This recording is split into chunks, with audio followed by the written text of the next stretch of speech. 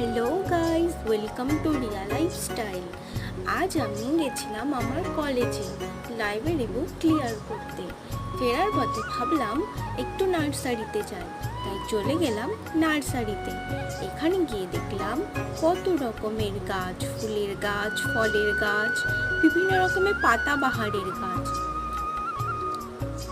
তার মধ্যে এই গাছটা আমার খুব পছন্দ হয়েছে, তো আমি এই গাছটা নিয়ে নিলাম।